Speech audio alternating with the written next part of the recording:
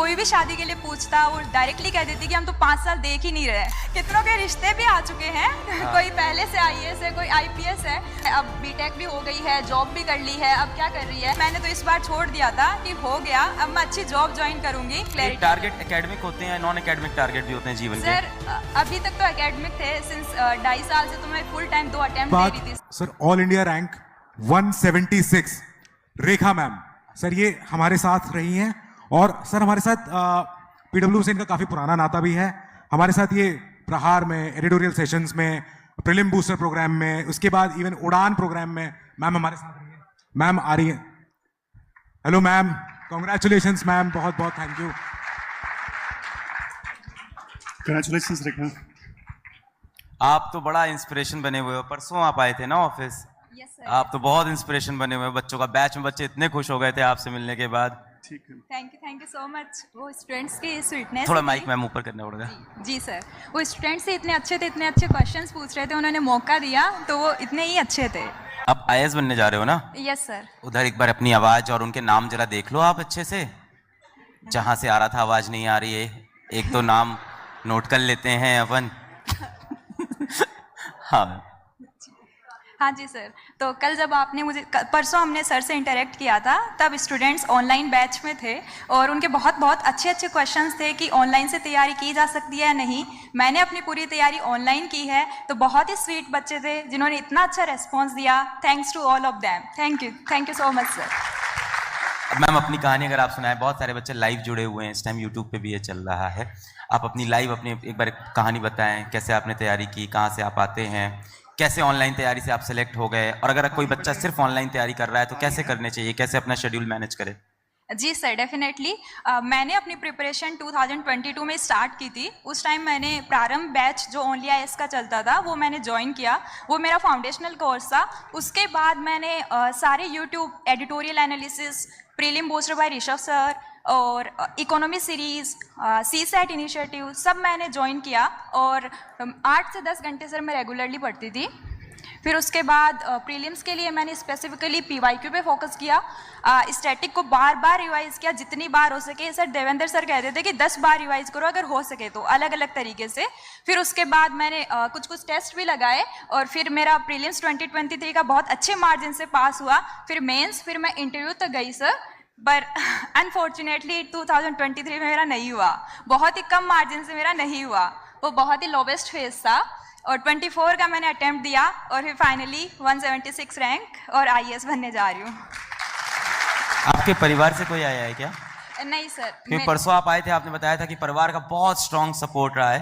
तो ये जब बैच में हमारे साथ गए तो बैच में लड़कियां पूछ रही हैं कि मैम आप पे शादी का प्रेशर तो नहीं था? मैम शादी का प्रेशर तो, यहाँ भी बहुत सारी लड़कियां इस चीज़ से रिलेट कर सकती हैं। जनरली बहुत से बच्चे होंगे यहाँ, part of UP, part of Bihar, part of शायद उड़ीसा से भी हों, पार्ट ऑफ एमपी से हों। तो कई टियर 3 टियर 2 सिटी में जब आप होते हो तो शादी का प्रेशर आता है, तो उसके बारे में भी आपने बताया था। Yes sir.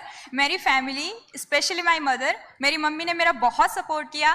कोई भी शादी के लिए पूछता वो डायरेक्टली कह देती कि हम तो 5 साल देख ही नहीं रहे। वो 5 साल का उनका सपना सच भी होने जा रहा है। अगले साल शायद मेरी शादी होगी और वो 5 साल ही होंगे। उन्होंने डेफिनेटली टाइमलाइन दे दी कि 5 साल हम देख ही नहीं रहे हैं। अभी तो निकाल लो एग्जाम, 1 साल है।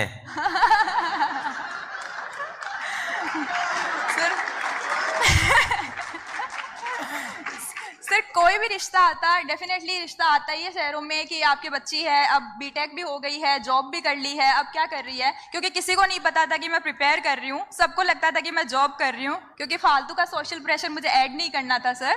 तो मैं अकेले अपने घर में पढ़ती थी। मेरी मदर ऐसे किसी को भी एंट्री नहीं देती थी कि बेटी तो काम कर रही है, लैपटॉप पे है, मीटिंग में है। बहुत हद से ज़्यादा सपोर्ट किया सर उन्होंने। और उन्हीं की वजह से, मतलब मेहनत चलो अपनी होती है, बट जो इन्वायरमेंट उन्होंने मुझे प्रोवाइड किया, बहुत ही सपोर्टिव इन्वायरमेंट, उनके बिना ये नहीं हो पाता। तो थैंक्स टू माय मॉम। अगर वो अभी लाइव सुन रही है, मैंने लिंक शेयर किया है। आपने लाइव लिंक शेयर किया है? मम्मी को देख रही होंगी। Thank you ma'am. Sumit sir, आप भी तो पुराने, हाँ ठीक है, स्टूडेंट रहे ना ये। रेखा शुरुआत से ही साथ में जुड़ी हुई थी, 4-5 साल हो गए, एडिटोरियल डिस्कशन डेली सुनती थी। लेकिन एक चीज़ मैं ये बोलना चाहता हूँ, जैसे देखो अभी ना एक न्यूज़ आपने भी पढ़ी होगी कि इस बार जो 2023 का आईएएस बैच है उसमें वुमेन की संख्या काफ़ी अच्छी खासी है। कितनी है? 41% थी शायद। 180 IAS ऑफिसर्स में से ना 74 शायद वुमेन ऑफिसर्स थे। पढ़ी थी आपने ये न्यूज? देखो, एक वो टाइम था, मैं आपसे एक क्वेश्चन पूछता हूं, हमारे देश की फर्स्ट वुमेन IAS ऑफिसर कौन है, बताइए? नहीं याद? हमारे देश की फर्स्ट IAS ऑफिसर थी एना राजम मल्होत्रा।